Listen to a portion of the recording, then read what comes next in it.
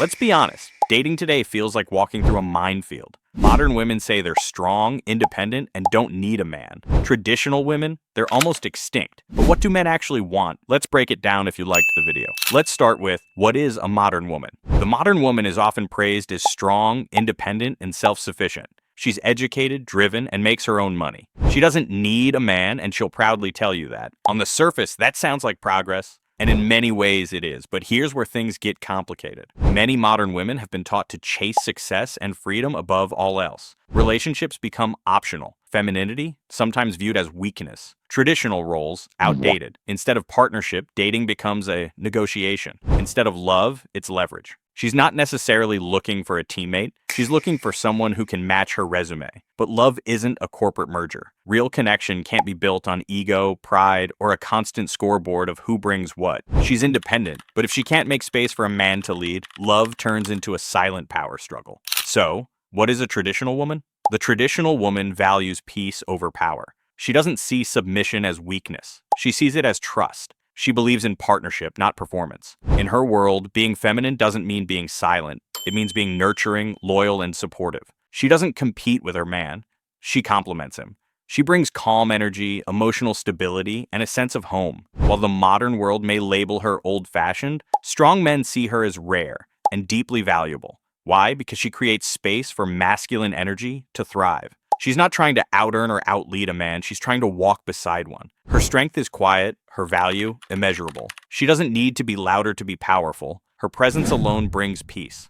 What is the problem with modern dating? Modern dating isn't about love anymore, it's about leverage. It's become a game of who needs who less, who texts first, who shows less emotion. It's a cold competition where connection is lost in the name of not catching feelings too fast. Women are told, never settle, level up, he better meet your standards. Men are told, you're not enough unless you're rich, jacked, and emotionally bulletproof. And so we date with walls up, masks on, and backup options ready in case things get too real. No one wants to be vulnerable. Everyone wants to be in control. But that's not how love works. You can't build something meaningful when both sides are too afraid to care first. Dating used to be about connection. Now it's about control, and both sides are losing. So, what men actually want? Here's a secret no one tells you. Most men don't want much. They're not asking for a supermodel, a millionaire, or a maid.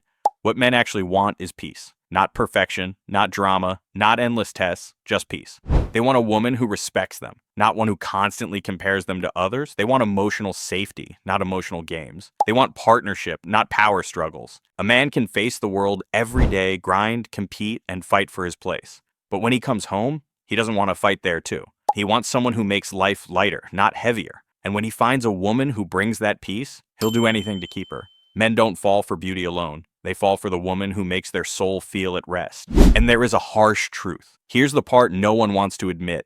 Many modern women were told they can have it all without giving anything in return. Be strong, independent, empowered, but don't be soft. Chase your goals, but forget how to nurture. Expect love, but don't learn how to give it. And so now, we have women who are high value on paper, but emotionally unavailable in practice. They want loyalty, but flirt for validation. They want protection, but don't offer support. They want masculine leadership, but reject everything that makes a man feel like a man. And men, they're tired.